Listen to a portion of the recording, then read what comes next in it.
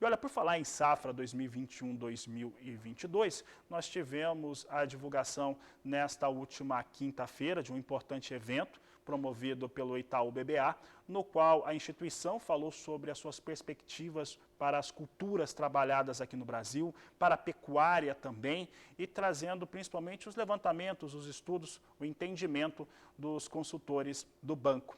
Para falar a respeito deste assunto, eu tenho dois representantes do Itaú BBA aqui conosco. Nós temos na participação pela internet o César de Castro, que está aqui com a gente, já estamos com ele, também Guilherme Belotti, que já participou conosco em outras oportunidades. Obrigado por estarem aqui mais uma vez. Desejo a todos uma ótima tarde. E eu começo o programa de hoje, tá? Vamos falar principalmente sobre soja, milho e pecuária de corte. E eu gostaria de começar perguntando a respeito do mercado de milho, porque vai impactar os dois, tanto a pecuária, de certo modo também a soja. E em relação ao mercado de milho, eu lembro de um comentário ontem, eu participava ao vivo também desse evento, e eu lembro de um comentário que mostrava que a disponibilidade ela vai continuar baixa aqui no Brasil. Nesse momento nós estamos tendo aquela perspectiva de uma entrada maior de milho de segunda safra, os preços estão tendo um esfriamento, está arrefecendo um pouco, mas a expectativa continua a mesma. Gostaria de perguntar, vou começar essa pergunta pelo Guilherme. Guilherme, como que deve ficar essa situação? Boa tarde a todos, sejam bem-vindos. Obrigado, boa tarde, é um prazer estar aqui com vocês. Em relação ao mercado de milho, é exatamente isso. Nós temos aqui uma visão de que o mercado, a disponibilidade de milho, ela vai seguir limitada quando a gente olha aí pelo menos até a safrinha 21-22 aqui no Brasil, justamente porque nós tivemos aqui uma redução bastante significativa dos níveis de produtividade nessa safrinha que nós estamos começando a plantar, estamos começando a colher, né? Na época do plantio, a nossa expectativa era que o Brasil produzisse algo ao redor de 88 milhões de toneladas e vamos produzir 65 milhões de toneladas. Isso vai deixar um legado de estoques de passagem bastante baixos aí para 2022, e mesmo assumindo que nós teremos aí um aumento da produção de milho de verão, quando nós fazemos a conta de disponibilidade de milho no primeiro semestre do ano que vem, com a demanda que nós temos aqui no Brasil pelo produto, ela vai seguir ainda bastante justa, por isso que nós achamos que que um maior volume, um aumento mais significativo da oferta tende a ocorrer só com a chegada da próxima safrinha. No curto prazo, é claro que o início da colheita aqui no Brasil e um aumento da disponibilidade imediata do milho vai fazer os preços se arrefecerem. As cotações internacionais também perderam um pouco de força nas últimas 2 semanas, muito a reboque da melhora do clima nos Estados Unidos e também de um questionamento em relação ao que vai ser o programa de biocombustíveis lá.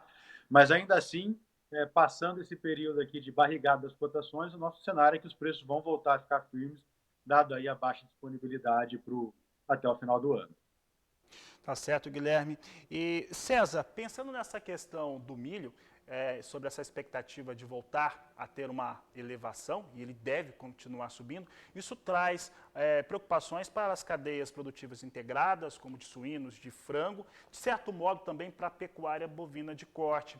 Eu lembro que ontem, durante o evento, vocês falavam a respeito desse fator, né, custos elevados para a pecuária brasileira, tanto para reposição, quanto também para a indústria, e preços continuando muito firmes. Qual que é o seu entendimento, principalmente para a pecuária bovina de corte, para esse ciclo 21-22? César, boa tarde. Olha, nossa visão ela é construtiva, né? Positivo o cenário aí para boi gordo. Nós entendemos que o grande desafio é o custo da reposição, né? Claro que as operações de confinamento, que aí obviamente são bastante sensíveis aos preços dos grãos, né? Elas estão bastante desafiadas esse ano, não vai ser fácil os negócios de confinamento deixarem um resultado bastante positivo, como a gente viu no ano passado, em função dos custos muito elevados, que nós acreditamos que não tem grande espaço para ceder. A menos que o boi tenha uma alta muito forte, e aí é um cenário mais difícil, né? A gente está vendo até a queda do dólar pesando um pouco sobre a precificação de boi gordo para entre safra, mas sem dúvida a reposição é a maior dificuldade da pecuária. Então os confinamentos que têm aí uma perspectiva mais de curto prazo, né, para os próximos meses, o desafio vai ser a ração. É claro que quem já se preparou, quem já produziu o milho, né, na fazenda ou já comprou ele antecipadamente e tem um animal magro, vai ter tem um desenho melhor aí para o negócio. Mas quem está chegando agora vai ser bem mais difícil, dado que as margens projetadas estão bastante difíceis. E para quem é o produtor aí de gado de pasto, né, notadamente a recria engorda, o desafio é o bezerro muito caro, né? É claro que isso não é um problema agora, né? O bezerro está entrando na fazenda só provavelmente aí no próximo ano ou no outro é que ele vai estar terminado, e aí depende do preço do boi lá na frente, né? Existe uma preocupação pela relação de troca que está muito difícil hoje, né, para o recriador, com o bezerro muito valorizado. Então, se por acaso houver algum problema com o mercado do boi lá na frente, né, quando esse bezerro estiver sendo terminado, o resultado pode ser impactado. Então, temos uma boa perspectiva, acreditamos que o cenário é muito bom, tá, para as exportações, principalmente para a China, mas os confinamentos estão com margens projetadas bem apertadas e o bezerro não está deixando o produtor terminador de gado dormir tranquilo, né? Ele tem um resultado muito bom na venda de boi gordo hoje, mas quando vai fazer a reposição, a relação de troca está bastante difícil. Você comentou essa demanda continuando muito ativa da China sobre a carne bovina brasileira. Nós temos bons números nos últimos meses em relação aos embarques. Esse movimento da demanda sobre carne brasileira continua da mesma forma, a demanda continua alta, aquecida.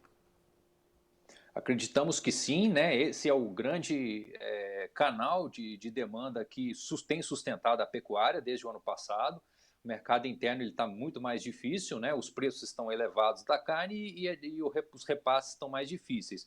Mas as exportações é quem tem, juntamente com a baixa oferta de gado, feito os preços se sustentarem em bons patamares, né? Aqui nós acreditamos que o movimento continua, né? Dado que a China tem se mostrado bastante ativa aí nas importações e o Brasil é das origens que sustenta o gigante asiático. Então isso deve continuar e é daí que vem a força para a entre-safra do boi.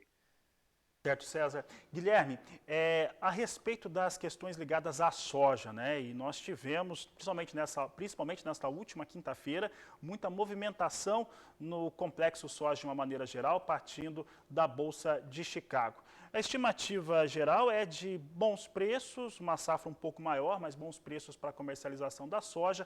Uma parte importante dela, próximas 25%, já teria sido comercializado de uma forma antecipada, mas nós temos algumas variáveis. Por exemplo, o dólar com uma expectativa no segundo semestre de estar sendo negociado com valores mais baixos. Também temos a questão do clima nos Estados Unidos, que é sempre motivo de muita especulação, enquanto que a safra dos americanos estiverem por lá, e esses momentos eles acabam trazendo situações como a de quinta-feira, com uma queda forte, historicamente forte, na Bolsa de Chicago.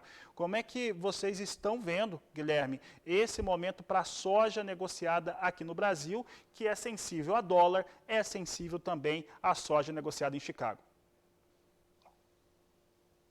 Fabiano, nas últimas 2 semanas, assim como no caso do milho, né, os mesmos fatores acabaram influenciando as cotações de soja, né, sobremaneira ontem as quedas foram bastante abruptas e de fato são os mesmos fatores, né, essa melhora climática, a preocupação com uma possível redução aí da mistura de biocombustíveis nos combustíveis dos Estados Unidos, e isso acabou influenciando as cotações, né?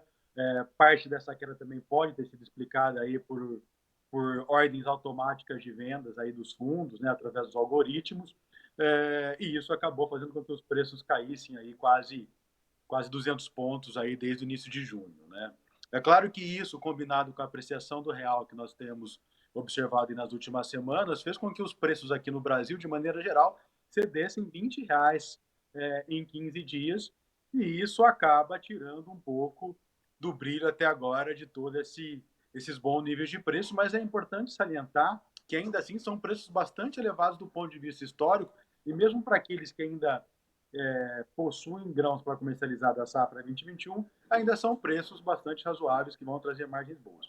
Olhando para frente, Fabiano, olhando para a safra 21-22, o nosso cenário é que os preços existem, que há espaço para que os preços se recuperem um pouquinho em relação a essas quedas recentes, né? Por mais que tudo vá bem nos Estados Unidos, o cenário ainda é um cenário de balanço apertado, tanto lá quanto globalmente, né? Mesmo tudo dando certo. Então é por isso que a nossa expectativa é que os preços voltarão a se recuperar um pouquinho e seguirão em patamares elevados ainda para a safra 21-22. É claro que para quem ainda não fixou, essa equação de câmbio também é importante ter no radar, né? Caso nós tenhamos aí uma apreciação um pouco maior, e principalmente para quem está formando o custo de produção e já veio comprando insumos a um câmbio mais elevado, pode ser que lá na frente tenha aí uma corrosão de margem justamente por esse descasamento cambial. Certo, Guilherme. Olha, eu quero agradecer a participação de vocês dois por terem se disponibilizados a estar conosco no canal do Boi. Hoje a gente poderia falar muito mais sobre as outras culturas também, mas agradecemos e conversamos em outra oportunidade aqui no Agricultura BR, aqui no canal do Boi.